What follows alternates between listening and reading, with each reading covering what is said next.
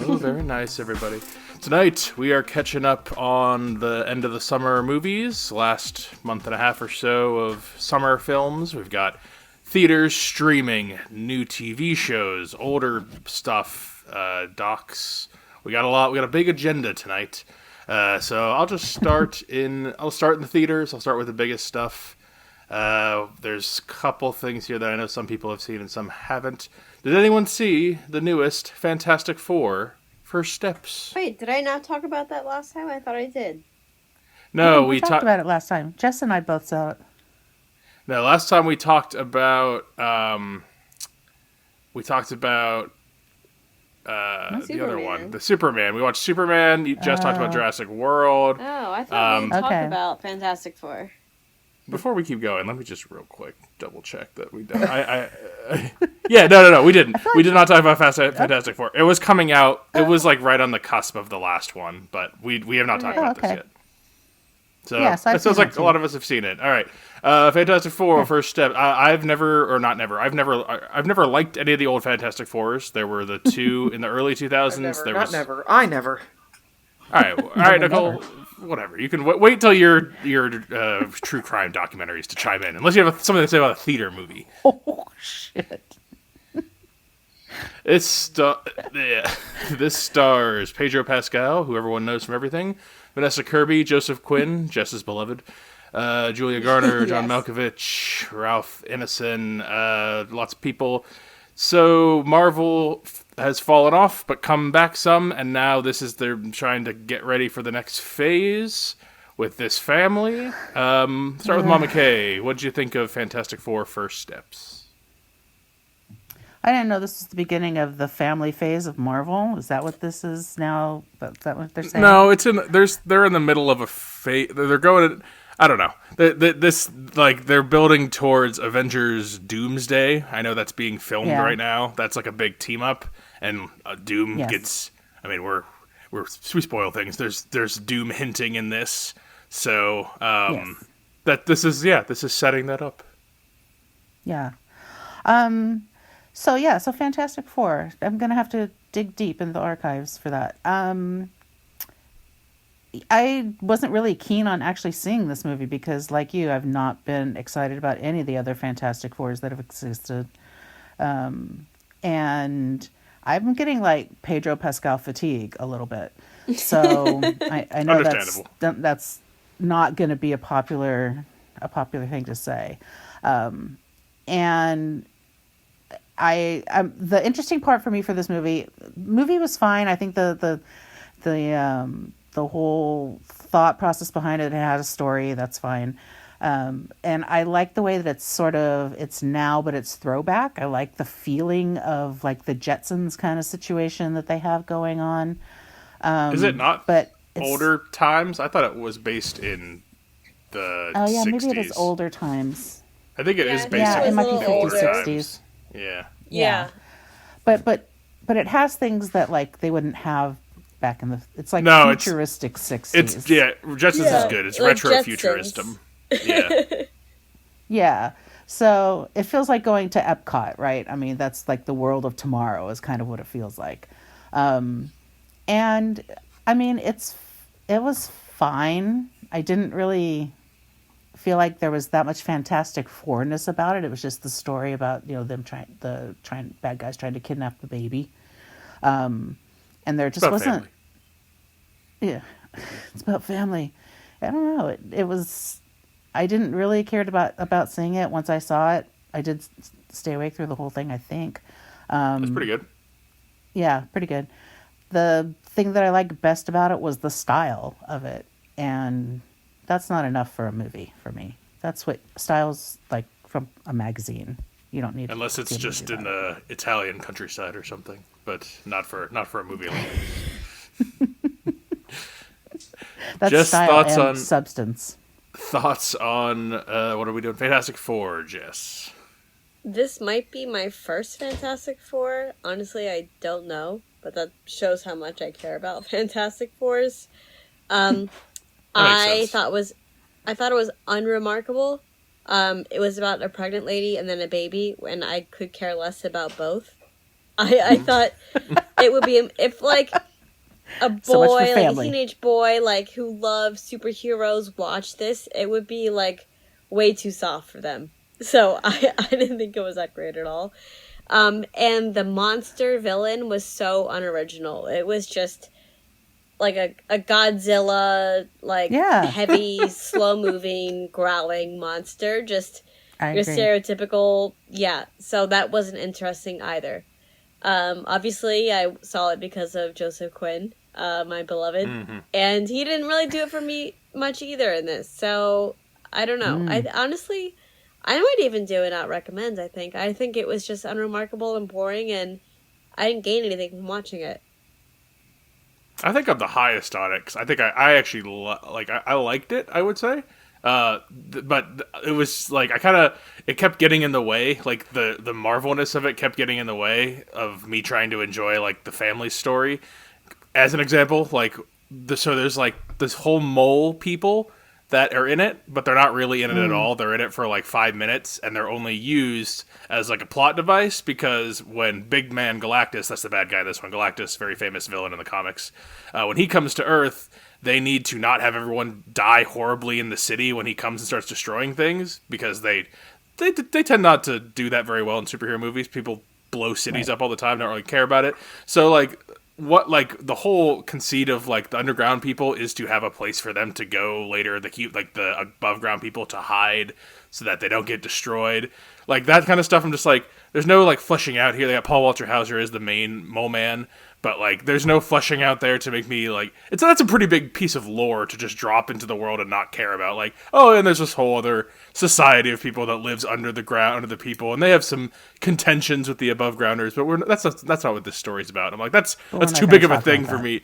Yeah, I want to talk about that. That's too big of a thing to only be in there because we need to put the people somewhere later in the story. Like it reeks of, we wrote it, and then we can't have the people up here. We got to put them somewhere so that they're not all dying and when Galactus shows up. Speaking of Galactus, my second like big like distraction, Galactus, the story of him and the Thing, and as we're told in the comics, apparently he eats planets, like he consumes planets. He's like an old god. He's like one of those guys from the what was it called? Not Elemental, but what was that one called? Eternals. He's like one of those big guys from the Eternals. But the scaling for a planet eater is all off. He may have a big ship, but this guy cannot eat a whole planet. He's just a guy. He's a very big man. It would take him a while to eat a planet. It would take him so long. And like, what's he's eating literally like bite after bite of mantle and earth. Like what? Like this is. If you're gonna bring a big crazy guy like this in, I think Doctor Strange had a big like planet-sized monster. Like, but he was planet-sized. Like this guy is just. He's literally on the planet he's purporting to be able to consume. How's he going to eat the atmosphere? I don't know. Like, that stuff bothers me in this because otherwise, like, the main story is like it's like the four people's banter, and they're in this situation they're put in where they have to either give up the baby or not give up the baby, and they got to solve a way out of it. So, like, that's like the core, and I keep getting distracted by the things that aren't quite fully there. But I like walking out of it. I'm like, I guess I'll keep watching these. It didn't like turn me off like some things do, but it also like it wasn't like what's the last one I really liked? Like I like Thunderbolts more than this, I think. Yeah. So I'll soft recommend it. But what do you? Okay, you sound like you're on the fence with me. Yeah, I mean, I don't think you need to know this though to move on, and depending on what Marvel does, I guess, but. Except for the very end, teaser for the next film, you don't really need to know anything about this. I feel like the baby's pretty important. Like, no, I mean, I guess you would just need to know. You could probably get the whole 90-second backstory. You just need to know there's a baby.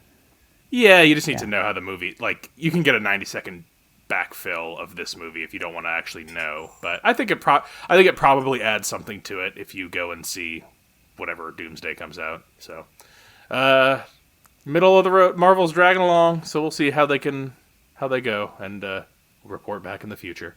But let's move on to another theater movie, horror movie.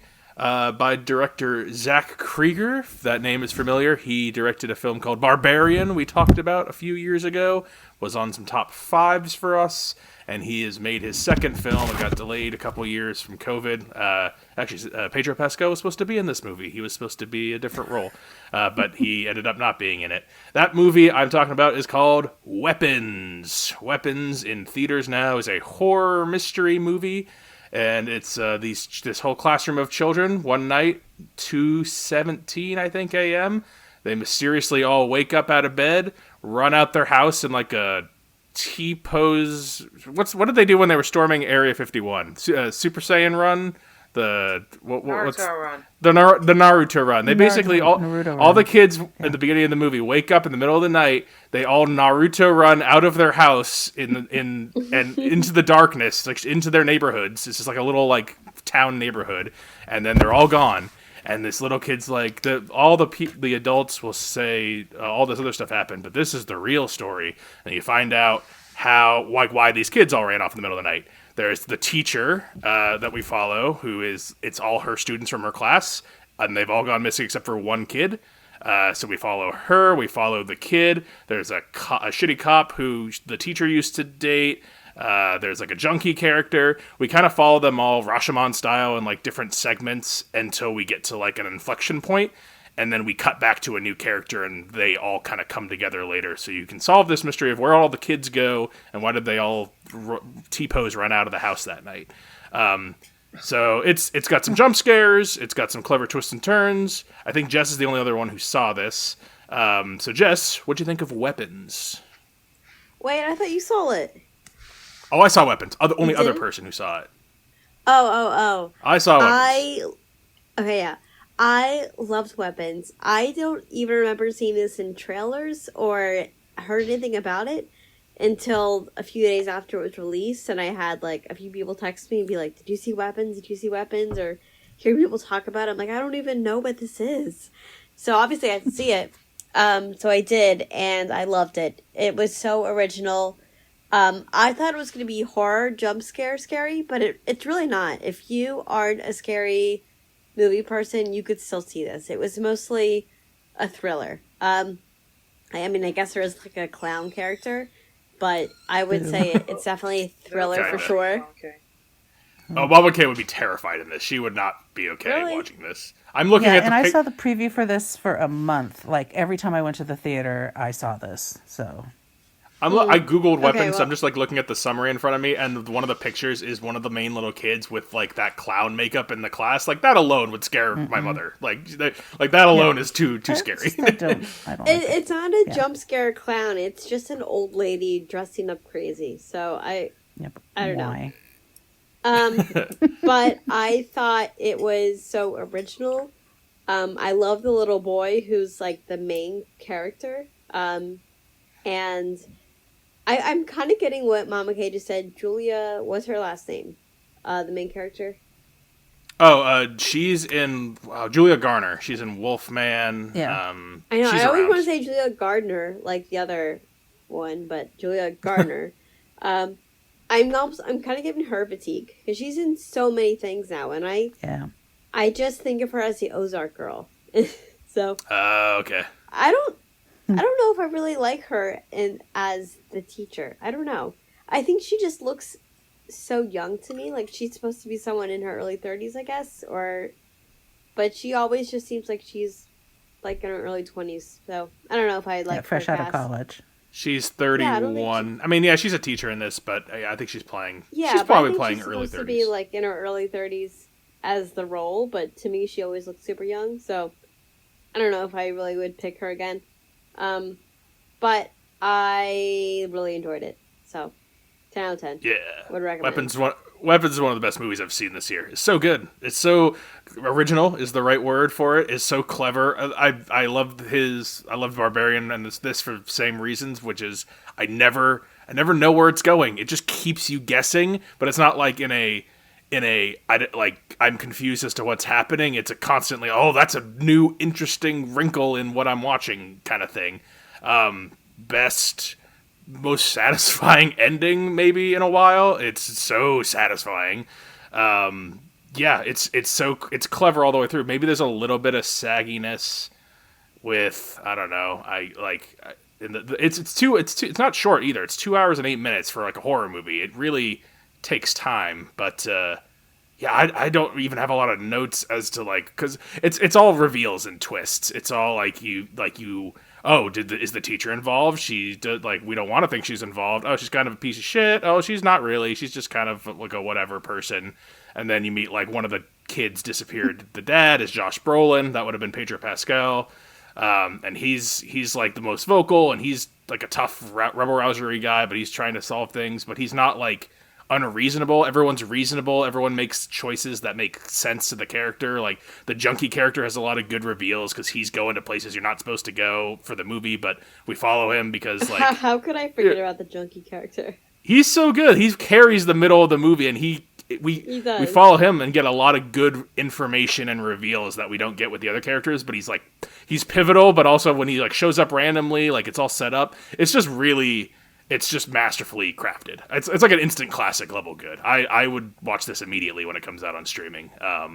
Yeah, Weapons is great. Nicole, I'll have you watch this when it comes out. Mama K, unfortunately, I think it's too scary, which is unfortunate because it's so good. There's the when the villain gets her comeuppance, it's very satisfying. So, Weapons. And it has rules that you like. I love the rules. I do. But they're not hammered over your head. You learn them slowly and in a sensible way. And then when the rules get twisted so that they could get used for the good guys, like, oh, you're like, oh, yes, I see it happening. Like, you've laid it up. You've set it up. Like, oh, very satisfying film. Weapons. Weirdly named. I get it, kind of. But there was one sentence where they said weapons. And I'm like, yep, there's the title of the movie. There it is. Just like in Barbarian, I don't know if they ever say Barbarian, but if you look at the movie, they're on Barbary Street. So like those people there, I guess, are the barbarians. But I think Nicole pointed that out last time we did it. But Weapons. Oh, I think she did, and no one else caught it. No, Nicole's always catching clever stuff. Speaking of new movies Nicole's seen, why don't we let her talk about this one? I think Mama K's seen it as well. Not in theaters, but it's streaming on Hulu, and it is from 2025. I'm talking about The Amateur. The Amateur with Rami Malek and others. He's a brilliant CIA decoder. Yeah, you were interested in seeing this one ahead. You sought this out. We watched this. We don't watch a lot of movies because of you, but... Yeah, Nicole, why don't you talk about what you thought of The Amateur? Well, I sought this out because, for some reason, I am still giving Rami Malek a chance. So, ooh, he's not good. Wait, I've been saying it forever. Rhapsody? Yeah. Wasn't good in that either. Yeah, that's him. Yeah. I heard that this was supposed to be Pedro Pascal. Well, I'm just kidding. I'm fucking tired of him too. I am. He wouldn't have said no one. But I'm annoyed with him. Yeah, I don't know who I would have preferred. Liam Neeson would have been nice in this role, I suppose. Well, it would have definitely been a different feel if this was Liam Neeson instead. But and it's because Rami Malek tries so hard and it doesn't deliver. It's just him looking like a deer in headlights, confused, scared, not knowing what's going on in the world, quivering, lip quivering for no reason. You know, it's just typical of his acting style. But learning how to be a spy in like 3 weeks, so... Right. I'm so here for the Rami Malek slander. I've been saying this forever. But it looked interesting. I mean, I really did. I saw the commercials for it. The gist of it was this government worker's wife is killed overseas, and he's trying to find the people who did this. And his boss doesn't want him to get involved in it because that is beyond his pay grade, but he kind of inserts himself into the search for these people.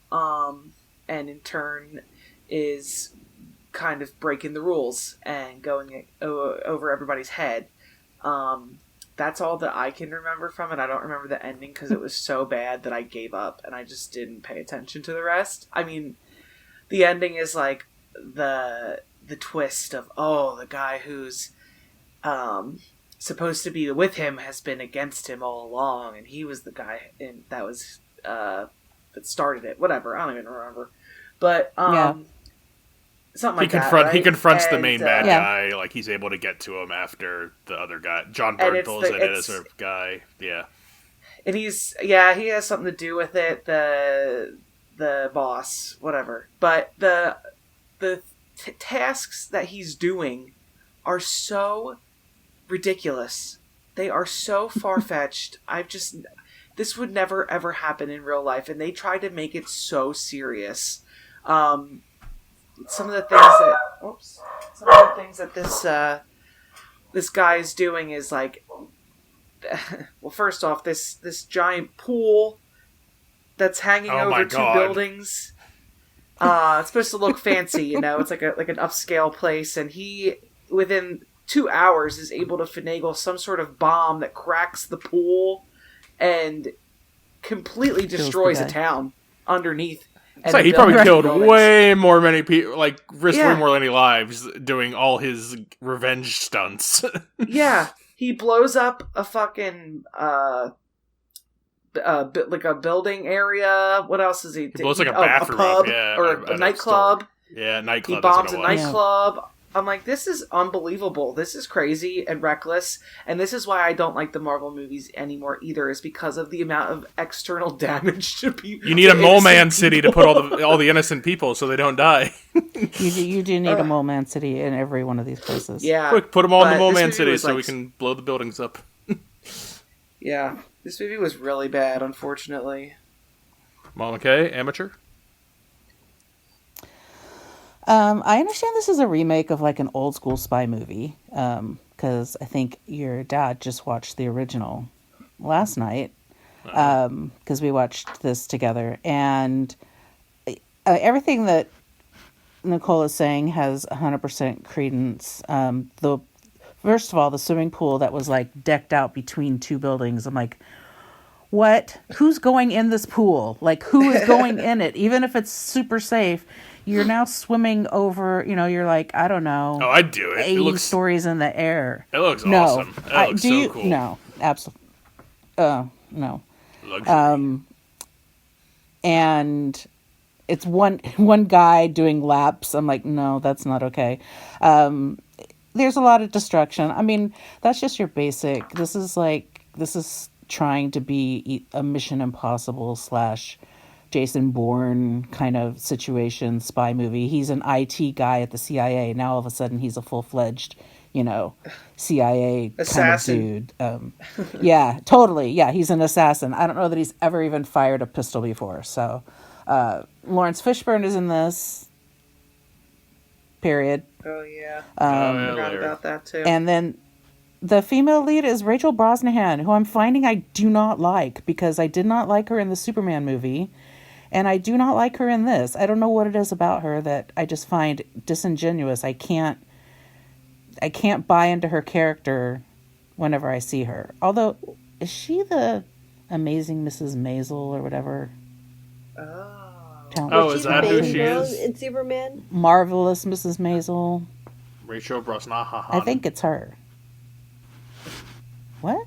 Rachel Brosnahan. Yes. I think I would probably believe her as that, but as these other two people, I'm not yeah, she's Miss Maisel. Yeah, you're correct. Yeah.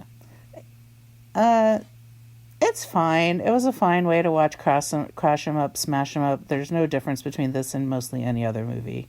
I didn't get the feeling, we didn't get to know him and his wife well enough to know whether or not she was like, their love was worth all of this. Oh my god.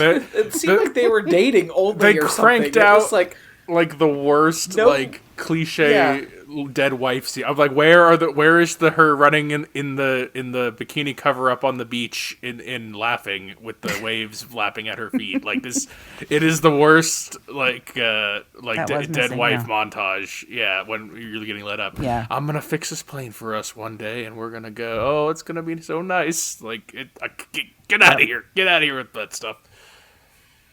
Yeah. So it's fine.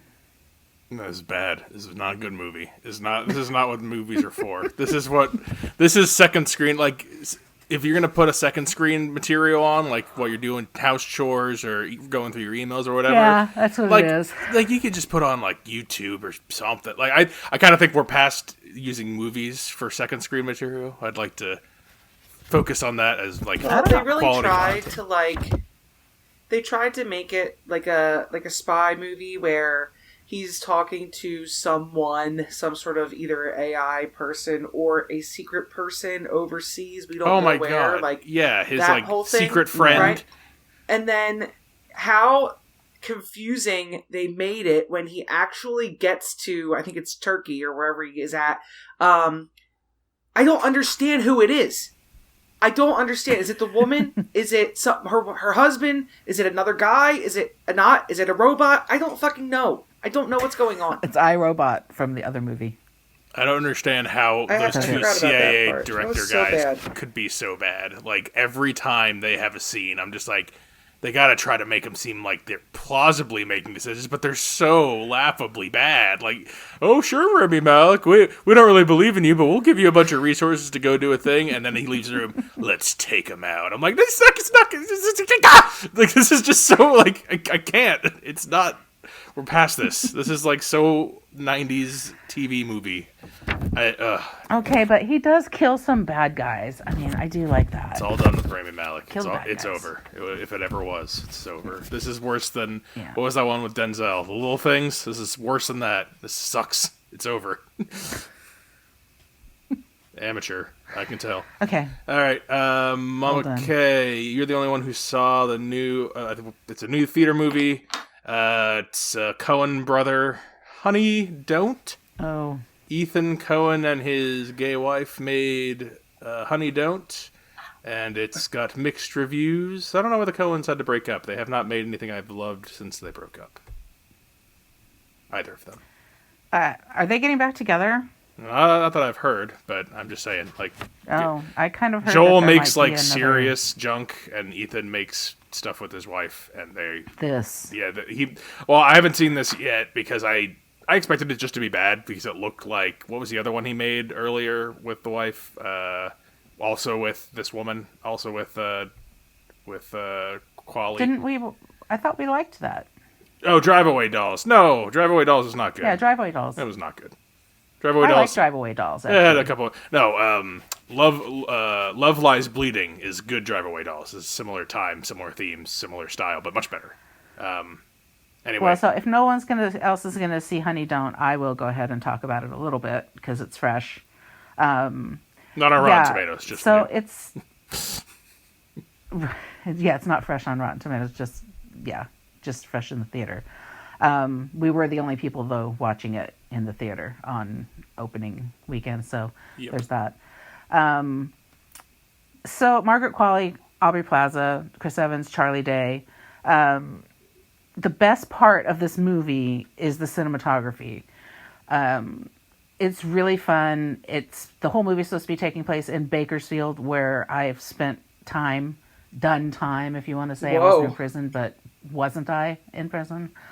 In Bakersfield, California. Not bad, huh? And it's not good. And it evoked a lot of visceral reaction in me. Even though it was filmed in New Mexico, apparently it really equated to Bakersfield. And the cinematography that they did without the characters was all Bakersfield related. Anyway, Margaret Qualley is a gumshoe from the film noir type of gumshoe, and I cannot take her as that. She is annoying. Her eyebrows are always in that, this is very interesting. I feel like I'd enjoy that. It's too bad. The whole time.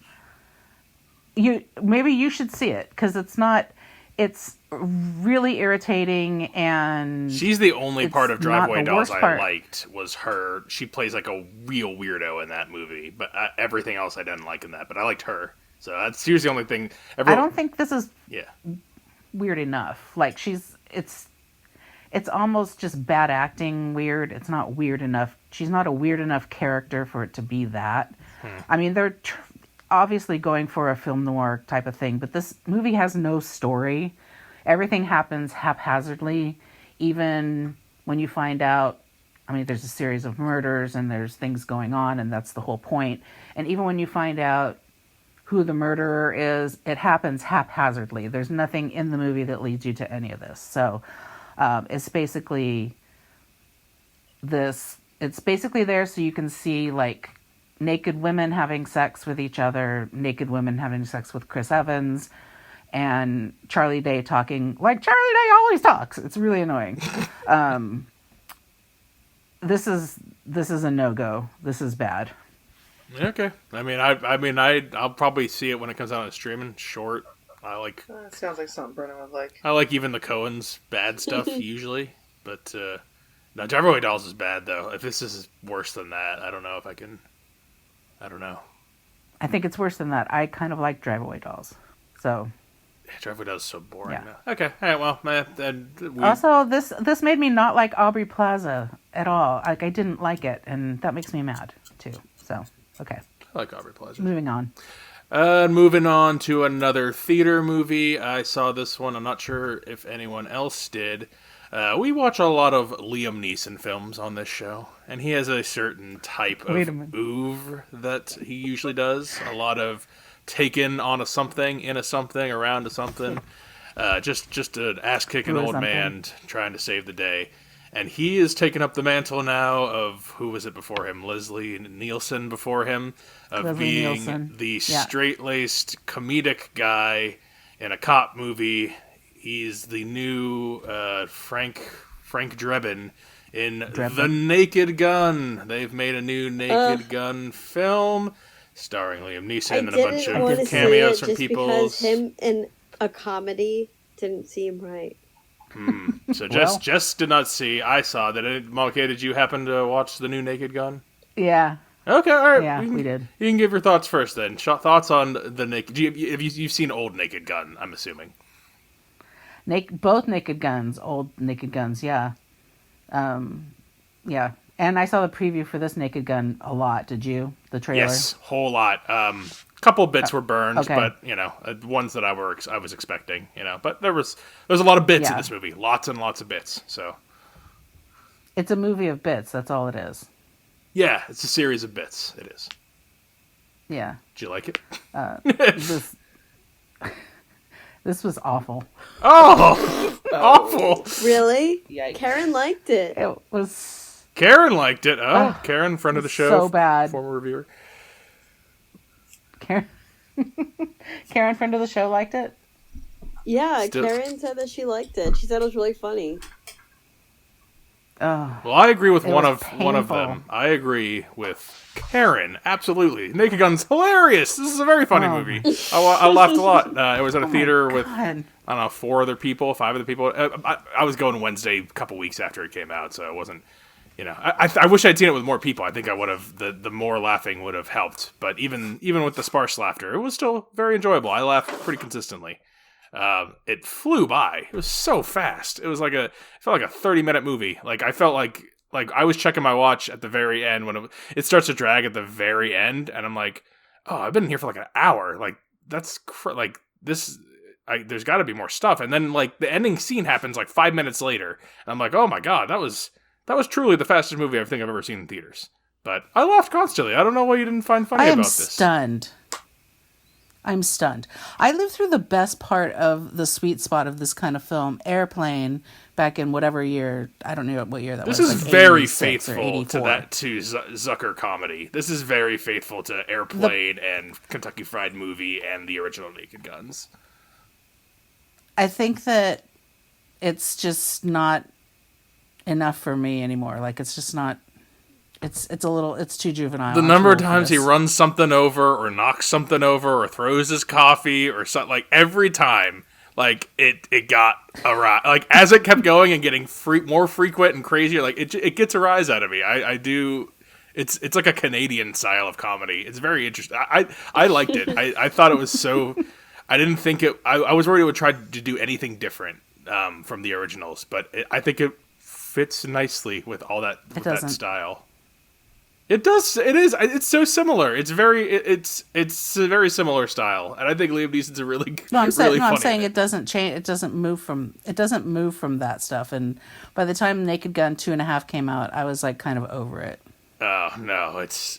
You need to have one. Like you couldn't do this every year. That would be dreadful. But like it. Like I'm glad there's one every once in a while. It's by one of the Lonely Island guys, Akiva Schaffer, one of what's his name's friends, not Adam, what's his name? Andy Samberg's friend. That makes sense. Naked Gun's good. All right, on to another theater movie, Mama K. I think again, the only one who saw this one. Nobody 2. Speaking of stuff no one asked for, sequels no one asked for. Nobody 2. I liked first Nobody, but. What'd you think of Nobody 2? I like the first Nobody a lot.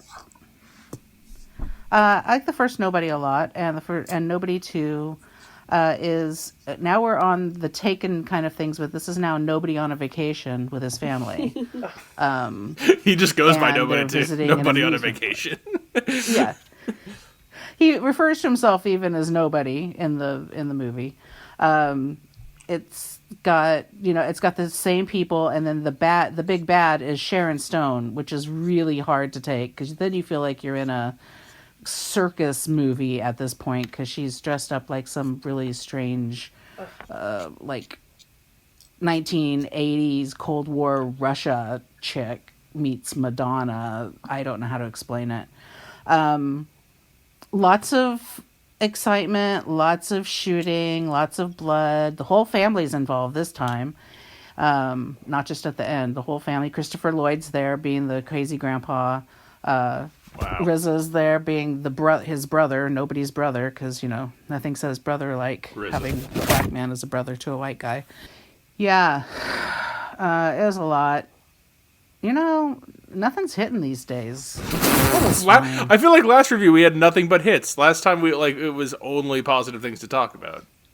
Yeah, well, I mean, nothing. And in this particular, there's nothing going on. There's nothing in Nobody. Yeah. Yeah, I feel like they just did it for, again, it's Nobody at an amusement park with your family. A closed down amusement. The worst amusement park in the world, by the way. Like, terrible. Whenever I think of a sequel... It's like Family Vacation. What is it called? Christmas Vacation or whatever. It's like that kind of movie, but everyone gets shot and murdered. That makes it sound a little better, actually. That gotta give you Christmas Vacation becomes Nobody. There's a little bit more of a positive. There's a comedy aspect to it, If I remember the first one being into funny, the comedy part of it consistently. The first one was extremely funny, and I think it was the novelty of it, and then when you do a second one, that novelty, if you're living on the novelty, that kind of wears off a little. And you start to feel stressed out for the family. Is that a non-recommend then for Nobody 2? Yeah, that's a non-recommend. Yikes. All right. Well, Jess, can you get us back on track? I think you're the only one who saw this one. Horror movie in theaters, although I think it's probably out of theaters now and will be on streaming soon. Allison Brie and Dave Franco movie, Together. Body horror movie, I've heard. What'd you think of Together, yes. Jess? I missed this I one also because... didn't see this trailer, so I had no idea what it was about. I'm for the Franco brothers, so I was interested in seeing it. I don't think I don't know if I liked it or not. It was just weird. It was just about literally sticking together. Like, it was kind of gross. Yeah, like, Together is about being conjoined together. I think there's probably some subtext and I've heard it's about like a relationships and like they got things going wrong in the relationship, like a codependency thing. I've avoided this one because I don't like body horror. I don't like people's bodies getting fucked up very much. I didn't know body horror was even like a thing. It's about this couple who are like together, but they probably shouldn't be, but they just kind of just never broke up. They move into a house together, and they, I guess, went exploring and then got cast under this spell. Honestly, I forgot how it really happened. They went into this cave, I forgot what initiated it, but they are drawn together and then end up sticking together. Literally sticking together. They later find out it's like a cult thing and they're supposed to become one. So at the very end of the movie, they literally become one person and they just look like a trans person. Just, maybe not trans person, but like a tomboy kind of person. Just a boy and a girl together, like their features all together in one person. So, that's kind of how it progresses. Yeah, it's got a 90% on Rotten Tomatoes. I was thinking about seeing it if someone told me to see it, but no one has done that yet. I haven't heard I think it was like an indie-ish movie, so I wouldn't say that everyone gave it a 90%. It was fine. I don't know. I didn't think that I was drawn to watching it or want to watch it again, so I probably wouldn't recommend it. It is a little gross and creepy and just, I guess it's a creative plot, but I don't think I was extremely interested in it. All right, well, together, not a mixed reaction at best there. I might come back and see that at some point when it goes streaming. It looks, I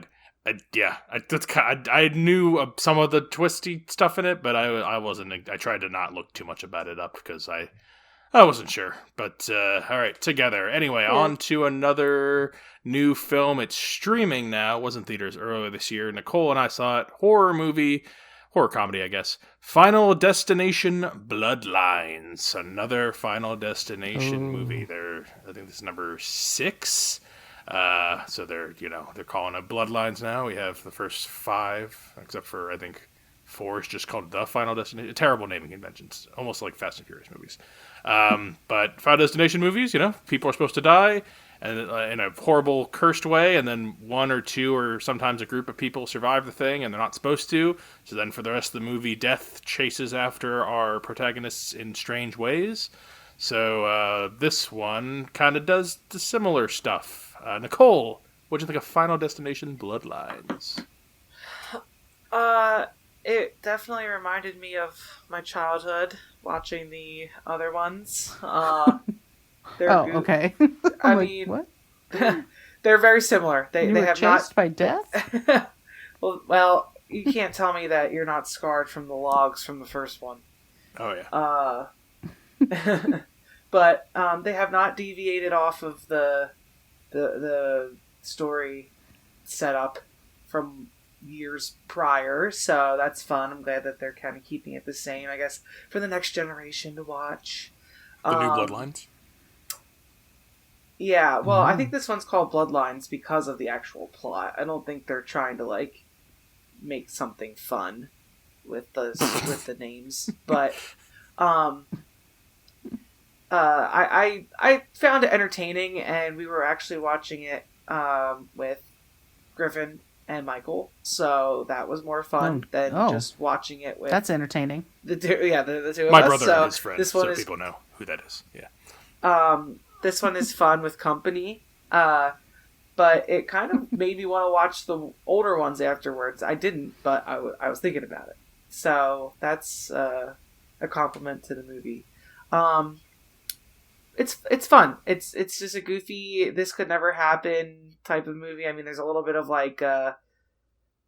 supernatural feeling to them. You have to extend your belief of if is there a death day for you, or are you supposed to try and cheat fate, stuff like that. So I think it's just a fun watch. Yeah, I liked it. Logs, by the way, I've just showed the listeners, don't get upset. It was from the second one, not the first Final Destination. Oh, I'm so sorry. Just so people aren't first one, plane crash. Scratching at the wrong thing. Yeah, first one's plane crash. Yeah, the tanning bed, the nail gun. I could go on and on. This one, scary stuff. Biggest thing I agree with Nicole on is watch this or any of these with people, because they're way better with people, because you can laugh at the deaths, because that's kind of, in my opinion, that's the best part of Final Destination, is how will this clever little setup scene end. Usually it's setting something up where you think something's gonna happen, and then it's a subversion. Sometimes it is the payoff. So they just kind of mess with setting up and payoff. This one I found less funny than the other ones. Like, the other ones have a little tongue-in-cheekness a lot of times because they're like stupid teenagers getting killed, so like it's funny to watch them be bratty and then get fucked up. Where this one felt like they're trying to be more serious or heartstringy at times. To be fair, I needed to look this up to try to remember it at all. It did not stick with me. We saw this maybe 2 or 3 weeks ago, and I was like, I'm trying to remember a goddamn scene in that movie. And she's like, it's the one where they're falling, they're in like a space needle, and the space needle, but it's not the space needle, and it's falling apart. And I'm like, yeah, I kind of remember that. There's an MRI machine in the trailers. There's like a death at the MRI machine, so that's like a one people think of. But yeah, like as far as these go, this is like lower middle pack, I think. I just wish it was funnier because I think these are best when they're slasher comedy things and when they're leaning into the stupidness of and the craziness of the deaths. Sometimes I felt this one was a smidge too serious. So mixed. Yeah, the actual story is there's some stuff in it that's like, the mom is returning after so many years of disappearing on her family, and that's the missing piece of the bloodline and all this stuff. So yeah, this one's got a annoying story to it, but I'd probably soft. Funny. I would say I'd probably. Oh, go ahead.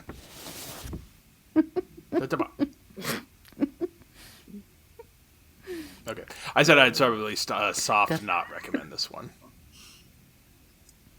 Oh, well, I would. Soft recommend. Soft recommend. Yeah, soft recommend. That's nice. All right, let's do one more horror movie before we funny. move on to maybe some TV for a bit. Jess, you saw a new horror movie in theaters, I believe it was. It's a remake. I don't know if you knew that. Probably not. I Know What You Did Last Summer. Speaking of teenagers getting chased by a slasher. I Know What You Did Last Summer. Teenagers getting chased. We didn't really want to see or cared about, but it was one of those weeks where there was literally nothing in the theaters. So we were like, why not? And the timing didn't really work out, so we knew we would be at least half an hour late, but we didn't care about the movie, so we just went anyway. So it was kind of funny. When we walked in the movie, we missed entirely what they did last summer. And it just started to when they were just, like, in present moment. So we actually didn't know what they did last summer either. But I knew it was going to be bad. Were you able to figure it out from context clues? Yeah. Actually, I don't know if we fully figured it out. I think there were some pieces we didn't know, but it was kind of funny because we were trying to figure it out too. The trailer looked okay. The reviews were terrible. It looked like something I could easily miss, so I wasn't, again, excited to see it. And it was definitely a big flop. Like, no one needs to see this. It was not interesting. The acting was pretty bad. Like, the reveal of what happened and the characters was pretty bad. Like, I think thumbs down all around. It was just a waste of time. So it was exactly what we thought, just a way to spend, like, an evening eating popcorn at the movies. So it did. I Know What You Did Last Summer. Did its job, but not really a recommend from Jess. No. And, yeah, we've talked about some better horror movies tonight, so you can skip that one. Got some more movies on here. I'm just going to real quick, since we did full ones last time, talk about 2 movies you guys talked about last time. First, Jurassic World Rebirth. I was actually going to see together, but they were sold out of the show I was going to go to. They literally sold out. Like, they didn't have any seats available, which I don't see very often. So that was another reason I was like, I gotta see it together. People are actually going and seeing it. So I saw Jurassic World Rebirth instead because it was playing, and it was not bad. Like, it was like, like it's not good. It's a Jurassic World movie. Like, it's not like original or interesting anymore. It's lost all its luster. But like, the scenes with the dinosaurs were good. There were some new dinosaurs. They brought new characters in, so they we weren't Chris Pratting it anymore, which I appreciated. I liked to some degree our new people. It was fun. It's fine. It was not terrible. I would watch another one of these. Honestly, it was. It's better than I don't even know which ones I've seen, but it's better than a lot of them. I think it's pretty good. So, Jess, I don't remember I think you said you thought it was solid. So, yeah, I liked this. I thought it was okay. Jurassic World Rebirth. And then the other one that I saw from last time that you guys talked about, Superman. I saw Superman on your guys' recommendation. And I liked that one as well. I might like Jurassic World a little bit more. The best part of Superman's the bad guy, Lex Luthor, is so good. Like when he's on this, when Nicholas Holt's on the screen, glued to it, really exciting.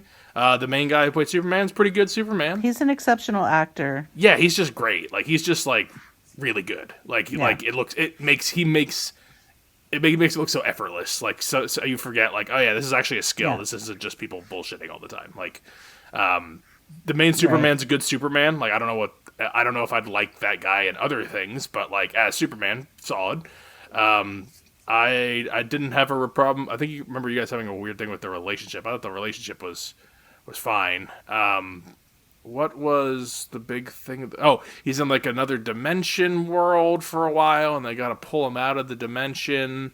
There's like that loser squad that he hangs out with, the lieutenant, or not lieutenant, the Green Lantern, but he's like a stupid Green Lantern.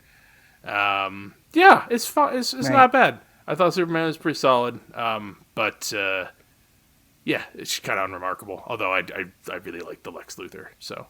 There you go. That's just giving my 2 cents on those ones from last time. I'd recommend both.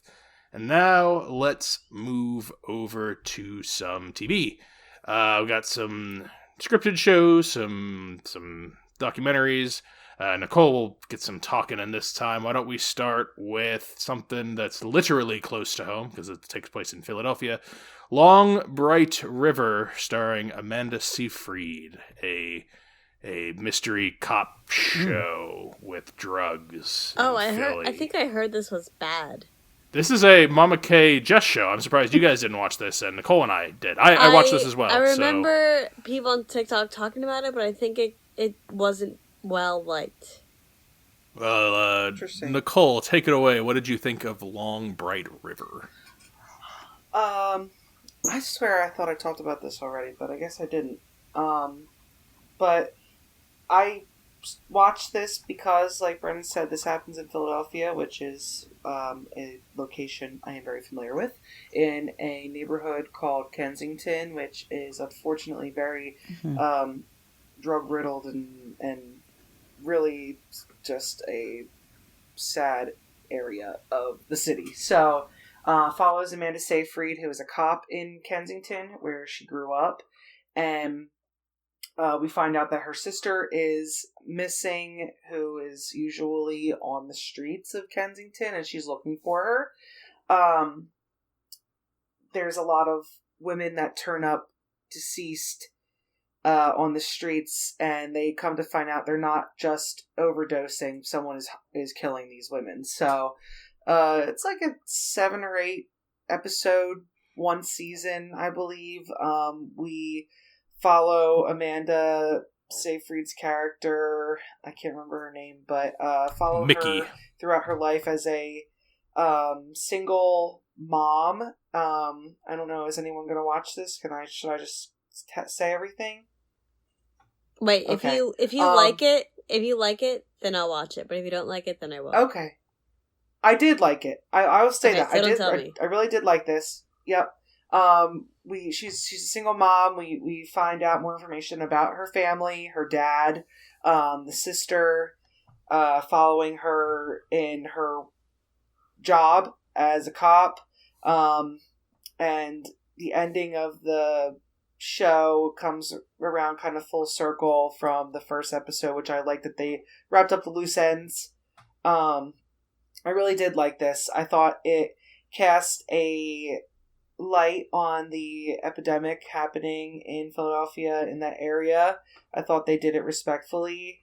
And I mean, it was just a good drama show. So I liked it.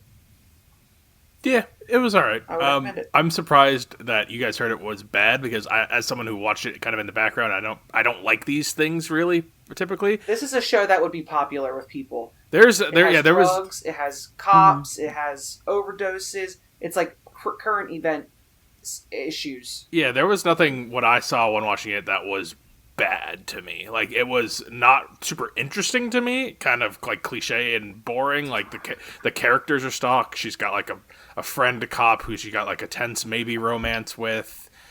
There's like the girls that she knows that are working in the streets that she knows through her sister, so they kind of trust her a little bit, but they gotta like test the line. Like, a lot of stuff you kind of scummy guy who how scummy is he, or does he just have a bad break? Like, just lots of that kind of stuff. So I'm surprised. Like, I'm surprised anyone would say like it's a bad one of those. It's a fine one of those. I agree. Yeah, it's again not my cup of tea, but you could do worse. I watched because Nicole had it on, so I was like, I'm not gonna. This isn't a leave the room. This isn't like watching her watch the YouTubers who play slots. This is I can stomach this, and this isn't QVC, so I can actually keep this on in my background. But there's a guy I follow. I don't follow him, but he shows up on my feed a lot when I'm scrolling TikTok, and he just takes his phone, walks around Kensington. And he's just like kind of like checking on doing wellness checks and handing out waters, and people are just like question mark people out there. They are like, it's the question mark crazy. People from Philadelphia. I'm like, every time I look, I'm just like, why don't they just sit down? Some of them, like, I see the ones that are laying out, passed out, and like hunched against the side, and I kind of get that. But the ones that are standing, hunched all the way over, like question marks. That's why we call them the question mark people, and it's crass, but whatever. Like, I'm like, I know they're all like real high as fuck and they can't even tell what's going on, but like you would think you would just sit down or lean on something or something. They're just standing in the middle of places, just like. You wonder how the body can do that. Yeah, how does That's it? the thing. It's like, how can the they body develop keep you like humps on like their that? backs from standing like that too long, and it like calcifies. And I'm like, you just sit down. You gotta be like, lay down. There's grass ever. I see other ones passed out on the sidewalk. You can do it. Like, it's like you don't need to stand here. But anyway, that's just my 2 cents. Long Bright River. Okay, it's fine. Nicole likes it, and maybe Mama Kay and Jess will give it a try at some point because they watch that. That might be. Yeah. They watch that what kind of stuff. What is it streaming on? Peacock. I think I said something different earlier, but Peacock is the correct answer. I see some other. Nicole's got all of the newer TV. So you saw a lot of true crime, Nicole. Which lady would you like to talk about? Amy Bradley or Gabby Piettito? Which tragedy is amping you up? I'll just touch on the Gabby Piettito one real quick because this is the one on Netflix. American Murder, Gabby Piettito. A Netflix account that's working somehow, so I've been watching literally everything on there that I can. So, yeah, this one's an American Murder, Gabby Piettito. I think this is the newest one, and there's definitely other ones as well. But it just follows the story of the murder of Gabby Piettito from her boyfriend, Brian Laundrie. And it has interviews with both her parents, both her dad and stepmom, and her mom and stepdad. So there's 4 parents that are interviewed, her best friend and her ex-boyfriend. They all have some key roles in the commentary. It's a really sad story. I mean, it is not a single person that is dealing with this story. We hear it all the time, is what I'm trying to say. So it's not like something that you haven't heard before. I like that they are giving the family a platform to talk about it, but it's not anything like new. It's just the retelling of the story. So I feel like if you know the story, I don't think you're going to get anything new out of it.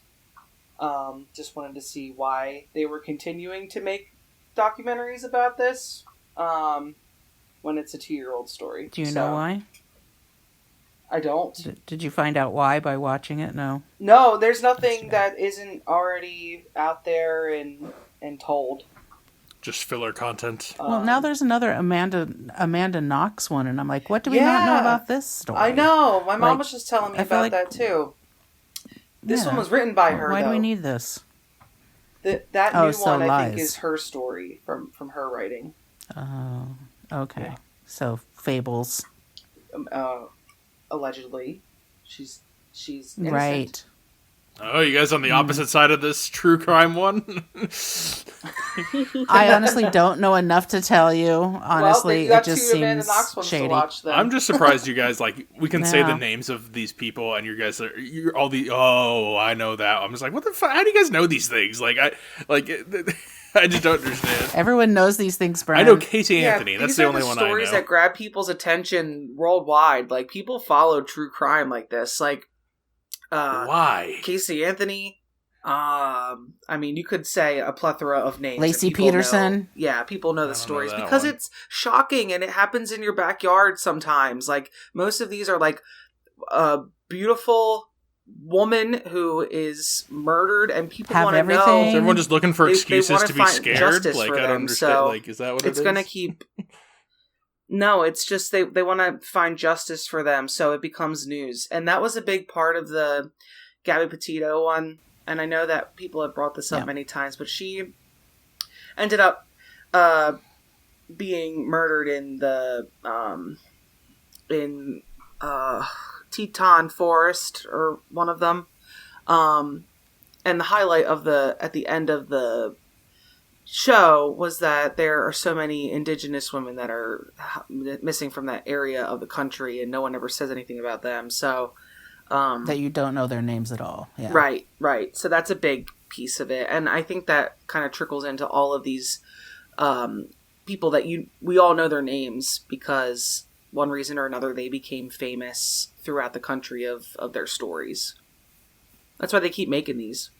Do you have any? People want to hear more true crime. Anything to add in on the Amy Bradley is Missing, also on Netflix series? Same thing with that. I mean, I've heard that story before. I didn't hear all of that detail. I don't know what to believe out of that detail. I think there's a lot of speculation. I think that the family finds a way to get the story back out again so that there is new tips and things, because of course when something comes out like this that's a couple years old, there's new tips coming in right now about her. Like, it was dormant for years, and now all of a sudden people are maybe seeing her again, or whatever the case may be. So sometimes I think they just pop these stories out again to try to drum up more focus on it. But yeah, I mean, there's just a typical true crime story. You can believe one thing or the other. This is the one where, for the people who don't know, Amy Bradley's story, woman falls off a cruise ship, the crew is nonchalant and helping. She didn't fall off, she disappeared. Somewhere. Gotcha. She disappeared. Either on or off of it. She disappeared at one night after going hard one night. She possibly fell or was possibly taken, depending on what you want to believe. The family is looking for her pretty constantly, and to this day still look for her. The ship crew is cast as pretty negligent, or possibly nefarious. And then there's possible pictures of her trafficked in the future that they find. They're like, oh, does this woman look like her? I'll give my 2 cents because I saw part of this. This is one of the worst ones I've seen. This is one of the most infuriating ones because it does the thing I hate, which is looking into anything, connecting as many dots as you can, and just sticking it and being like, it's gotta be, I'm crafting this narrative, this nefarious. It's trying to make a big puppet weaving boogeyman in the background, and it's Isn't that what the true crime is all about, though? But it's not there. And sometimes that's what people want. It's like they want to be able to be excused for being little victims. Oh my god, it's infuriating. She got drunk and fell off the boat. They want to figure it out. 100%. She got drunk and fell off the boat. There's no doubt. I think it's so cut and dry pretty much every time they show it. And then they have to kind of backpedal every time they're giving new information. And every time, they've found nothing.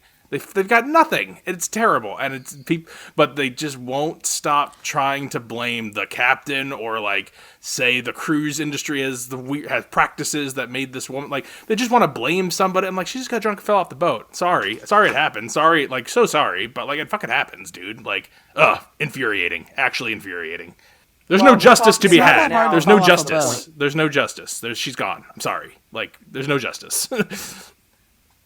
Okay. People look for all those little tiny details because in fictional crime drama, things have to be like perfectly planned out. Right, the fictional ones. Perpetrators are super smart. Yes. And so when it comes to actual real criminals, they're not that smart. And no, they didn't trying masterfully to pinpoint somebody as a criminal perfect isn't storm for work this that completely way. average woman. No, they didn't do this giant, crazy, nefarious People want plan. to find the last breadcrumb that wasn't found before, so they will make this film, this documentary series, and then someone will hopefully find the last breadcrumb is what they hope to accomplish with that. So they're just going to keep making them. But it's people are infatuated with the true crime, so they're going to keep making them. They want to know that if I ever went missing, people would care about people me. Too, we want. Of course, we would make up all the stories. I just don't get it. All right, well, the thing is like it's really women. Is when we're saying people, like you say, you don't know about most of these things. Most guys, I don't think, know about a lot of these things. It's women are focused on them, so it's an interesting take on it. All right, Amy Bradley. There we go. So that was our true crime. I think we have a couple more documentaries. But Mama Kay, you watched a short film, is that right? Closing Dynasty? We don't usually talk about short films. We've talked about a couple. I did watch a short film, 16 minutes long. It's called Closing Dynasty. A 7-year-old Chinese girl skips school in New York City to help get money for her family. We don't really know what's going on. We're just watching her and her escapades for, 15 of the 16 minutes. Going around New York City. She thinks she's found this diamond because it's this huge diamond, and she goes to the pawn shop, the local Chinese pawn shop, and the guy is like, it's not real, and she's arguing with the guy. Of course it's real. You think that something's going to come of that, or at least that's what I was hoping, and they don't mention it again, which is a bummer. Anyway, we find out in the end it's because her parents own a Chinese restaurant in New York City, and they're not making enough money to survive, and they're being foreclosed upon. And that's the last scene, is her taking the money that she earned during the day, kind of ripping people off, honestly, and stealing. And she's putting it in the cash register of their little restaurant. And the restaurant is called The Dynasty. And that's why it's closing. Dynasty. That sounds sad. It's worth the 16 minutes. It's sad, uplifting and sad, but also, unrealistic in that this did not look safe. I would we watched that one show with the little kids going to the running errands for their families, and they're like 2 years old. What was it? That seems also not safe. Similar. That's literally in a country where there's no crime, though. That's not New York City.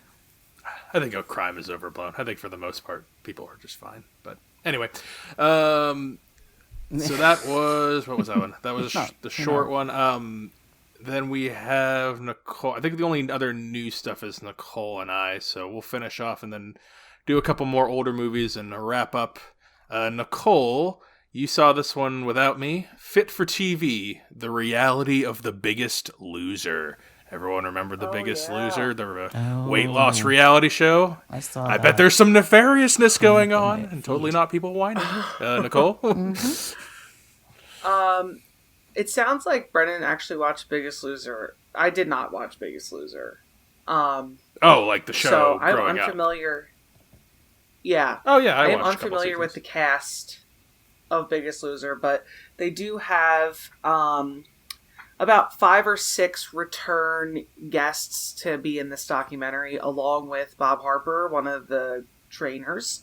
They also have the creator of the show and the producer of the show. There's also a couple other talking heads in there, whatever they are. Oh, and the doctor on the show, Dr. Huizenga. If you have heard his name before, it's because he has done a lot of celebrity healthcare, and he's the doctor on a lot of different shows. He's a celebrity doctor. He was the doctor for a football team. I can't remember which one right now, too. So he is in sports medicine and things like that. But the documentary itself is kind of shedding light on maybe some of the not best practices that the show was asking these people to do.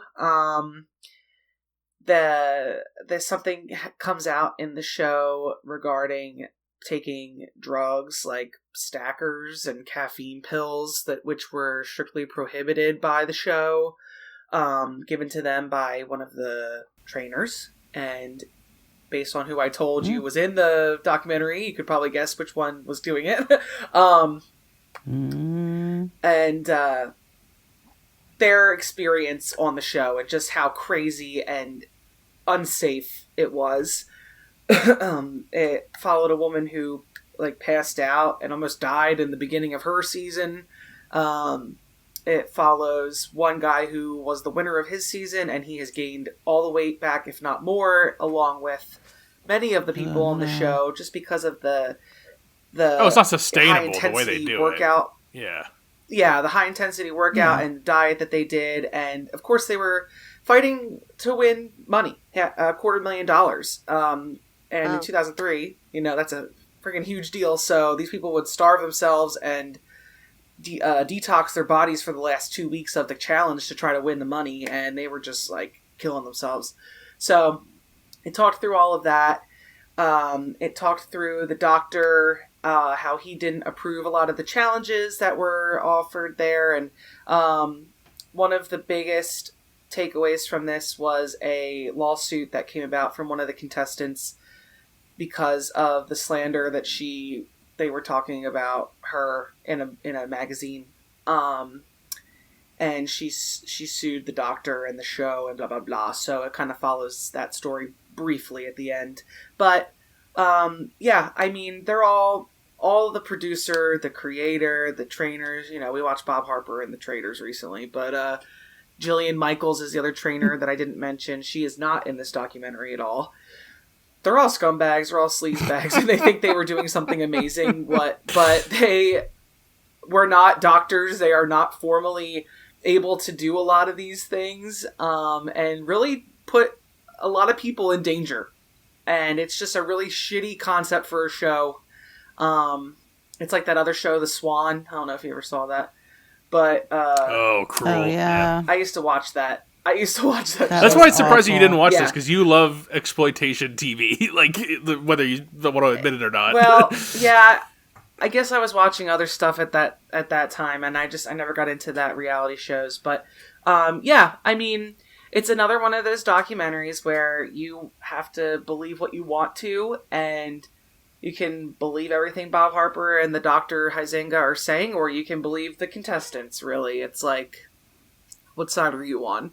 But, it's just a really shitty concept for a show that I can't believe has gone on it went on for almost 20 years, I think.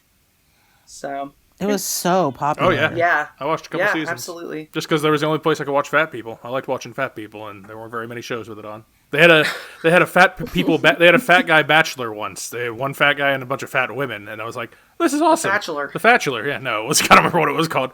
They did? had one Never season heard of it. This. No, it was back when I think it was in high school, so I was watching TV. But they were like, "We're we're letting fat people get married." I'm like, "Oh wow, this is so progressive." So they had all fat people on. It was all. Or it wasn't even the women were, I think, some of them were 170, 160 kind of weight, up to 250. No one tipped into 3 for sure. So this was regular fats, not real fats, Anyway, Biggest Loser, scumbag show, not surprising. Fit for TV, reality of Biggest Loser, and we watched one more Netflix reality show that affects stuff we watch all the time. Nicole and I have recently reinvigorated our WWE fandom, and we watched WWE Unreal, which goes behind the scenes of WWE and does a lot of the storytelling elements, shows you the boardrooms where they're deciding things that never was seen before. Because for those who don't know, WWE wrestling is professional wrestling is scripted, not real, as people will say. They obviously are not actually Don't tell Grandma. Though they are actually hitting each other with items and performing moves on each other live and really doing, in quotations, damage to one another, the matches are predetermined in their outcomes. So it is more like a physical stuntman theater than an actual sport. And this is the first time that the WWE has ever produced something that itself is taking you behind the curtain. For a very long time, very, very long time, like this is only a couple years old, very recently, that they even mention that what they're doing is, theater and pretend. So, Nicole, what'd you think of Unreal? I like the self-awareness now. Like, there's no avoiding people saying that. So the brains of the WWE were like, you know what? If you all think it's fake, fine. You can think that. And we'll show you exactly what we script and what we don't. And these are the stars of the WWE that are going to talk you through everything. So they really lean into it. One of the biggest stars right now in the WWE is Cody Rhodes, and he takes a big chunk of this documentary. Like, it walks through his family life and his pre-show rituals and how he feels about being the main guy. So it gives you kind of a glimpse into what they're doing for their job, which is literally every single day they are doing something. Oh, it's so much work. Unbelievable. Yeah, they're on the road, training, matches, everything. Really, it really puts into perspective just how much these people work and how exhausting it probably is. So it shows a lot of different superstars. I like that they're being kind of open and real about everything. It shows you the behind the scenes during an episode of the show. It shows you the back room where everybody stands and waits for their name to be called to run out, and then it shows all the behind the scenes of oh my god, what are they called? Like the people making the show. It's showing them, calling them out the stuff. The producers. The producers, yes, thank you. Calling them out. Oh, the producers, yeah. Mm-hmm. Okay, here's your mark. Okay, now do this to him. Do this to him. All right, here comes this guy coming out. And in 3 minutes, we need you to wrap up the thing because your time's up. Like, all those little parts, it's like a dance. And I think that's where people get tripped up about the WWEs. They think it's just, they go out there, they try to perform for 20 minutes and make it filled, but they know exactly what they're supposed to be doing, and they give them the freedom to do what they want in that time, knowing that, okay, you have to end it with this outcome. They've got the script, they just fill it in themselves. So I really liked that. It made it feel a lot more real, and I'll tell you, watching that and then watching the next episode of the show, I'm like, oh, I know what they just told that guy before he came out here. That's pretty neat. If you're, I know that he. Oh, go ahead. Sorry, I didn't yeah, like I just like that okay, he's following what these producers have put up for him. He's going to go back there when he's done, and they're all going to give him a hug and a pat on the back and say, "Hey, you did a great job, even though you lost." And I really liked that part of it. I would recommend this to any, like, if you're a WWE fan, it's real. I think it's like, you could be one of those people who are like kind of closed arms and like, I like when they don't reveal the secrets, damn it. I like when they always pretend to be the guy. The Undertaker really is a demon from hell, and he's coming out. Like, some people really want to suspend the belief. I like this direction. I like them exposing how it is. I think it will create more and fun new directions in the future. And if you're not a professional wrestling fan, it's a super great entry point, because I think just watching how they do it gives an appreciation. Like, it's like when you watch something you don't really know something about, see how much work they put into it, and you're like, wow, I didn't know it was like that, and how it's just a lot harder than you would ever think, like what they actually fully have to pull off constantly. It's constantly live, and there's no breaks. They don't have holiday. Like, it's every week, multiple times a week, and then there's a million promoting things you got to do in between, and be in amazing shape. It's crazy. It's a crazy world that they have. And traveling constantly all over the world, around the country. Yeah, everywhere around the world. Yeah, crazy. But Unreal WWE. So if you want to dip your toe into the kayfabe, that's where you go. Let's finish. I recommend that for sure. Or just liking to know the background of anything, like if you're talking about, how TV shows are made, or if you're talking about how a football team runs, anything like that. Yeah. You only see the finished I product. love the how it made. Exactly. All of those are kind of fun.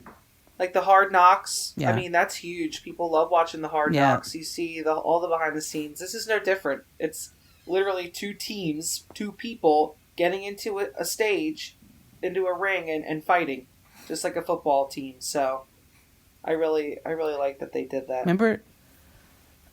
Remember the show How It's Made, where you can watch them make things like hangers and potato soup and stuff like that? I know the Rick and Morty parody That's awesome, where they make the plumbus. Love that. And that's just a regular old plumbus.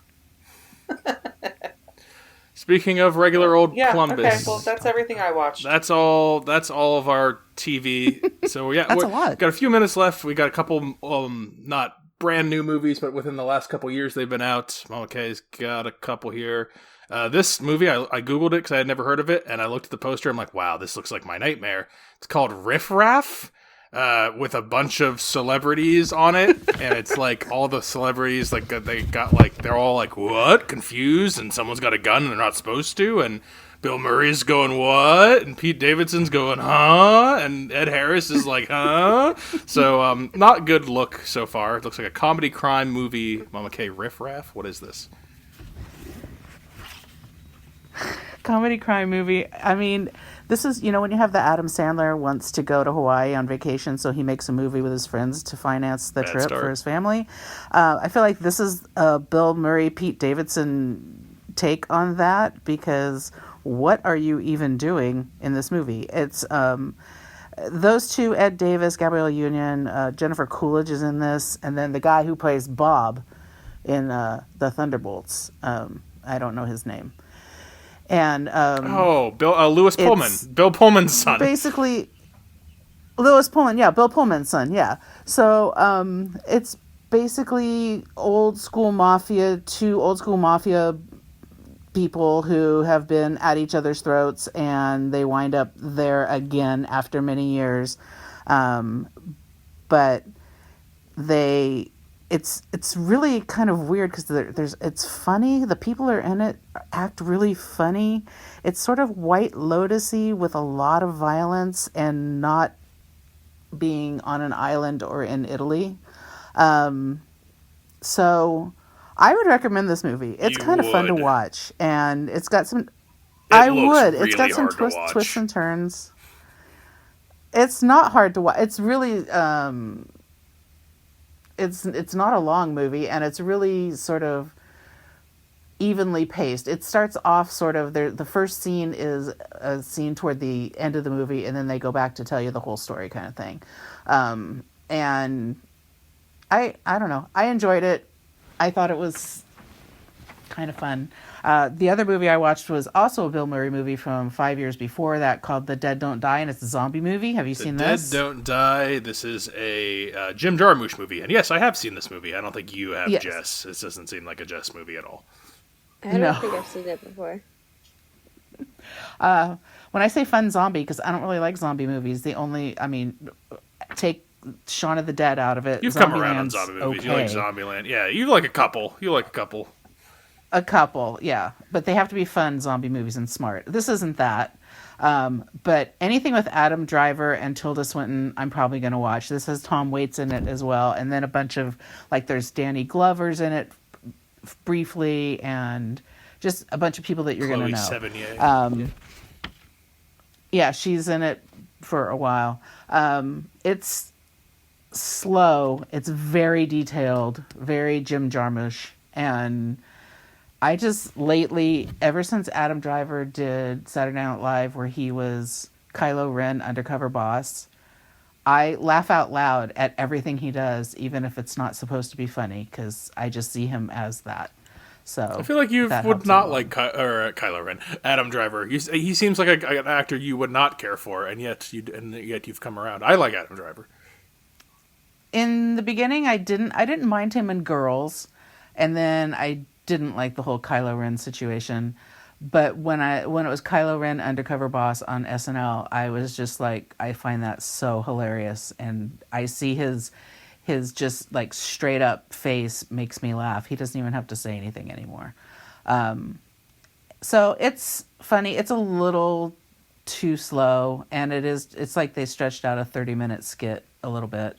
But it's a little bit clever, and it's a zombie movie. I remember it being hit or miss, more misses, but I saw this when it came out, so 6 years ago. There is one part that sticks with me, and I do think about it time to time, and it's when they find some of the first zombies. I think it's the Chardonnay zombie in the diner, and every person who goes in, they walk in, they take way too long to look around, and they finally see the zombie, and they just go, "Oh, yuck," and then they walk out. And then they bring and then the next person goes in. Takes minutes of looking around, like not even see something, and then they see the zombie. Oh, yuck! Like that bit got me. Like that was like a what were we talking about? The Naked Gun. That was like a Naked Gun bit in there. And I still think about Adam Driver walking in and going, "Oh, yuck!" Like pretty commonly. I'll say that sometimes. But so this movie sticks with me for that one part, but the rest I remember being kind of shoddily not all there, just kind of scattery and slow. I remember the slowness of it. Not Nicole, unlike any other Jim Jarmusch movie. So very Jim Jarmusch, but on the low end. He has some good ones, but he also makes very different stuff. But you can always tell it's him still. Nicole saw a movie that Jess and I loved from a couple years ago, so we'll wrap up on that one. It is called Talk to Me. Remember Talk to Me, Jess, with the hand, the plastered hand? That sounds familiar. Remind me what it's about. The woman, she... It's about... Oh, go ahead. Yeah, Nicole, go ahead. Talk to me. Yeah, I will.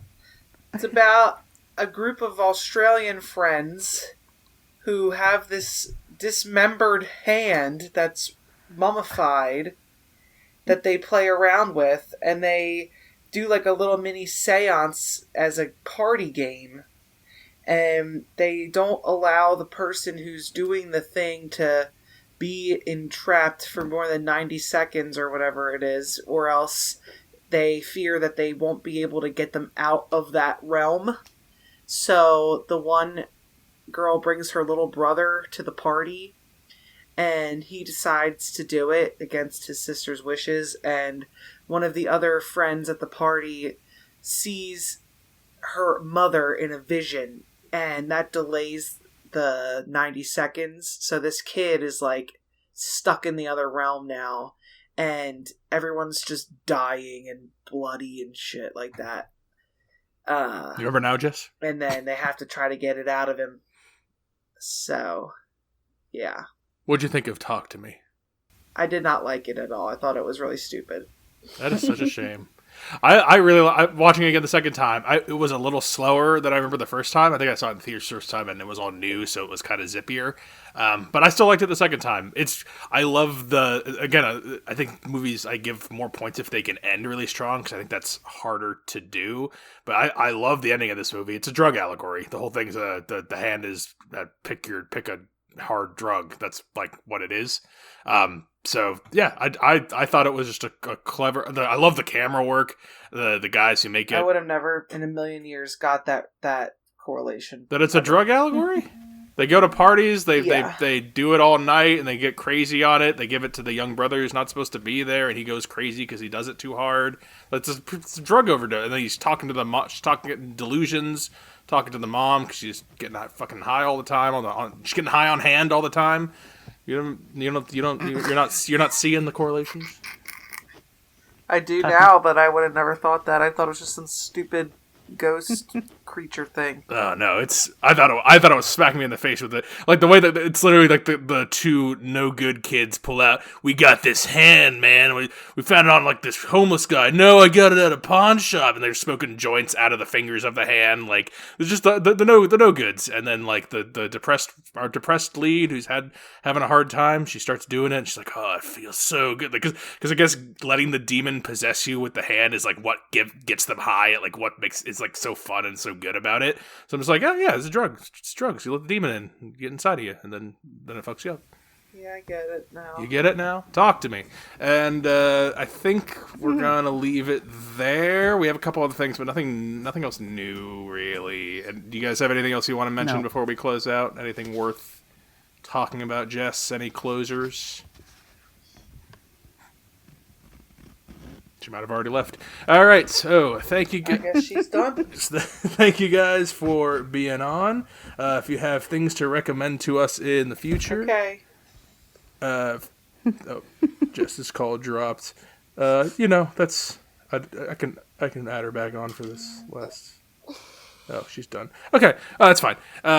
Thank you, Mama Kay and Nicole, for being on. Jess, thank you as well, although she's never going to hear this. Films with the Women in My Life on Facebook. Reach out to me on Instagram. I'm Brennan_podhost. And you can email the show, filmswiththewomen@gmail.com. YouTube, Films with the Women in My Life. That's where you can find us. And that will do it. Thank you guys for being on for this catch-up. Peace. Welcome. Till next time, this is Brendan signing off, saying thanks for listening and enjoy your movies. Thanks for listening to Films with the Women in My Life.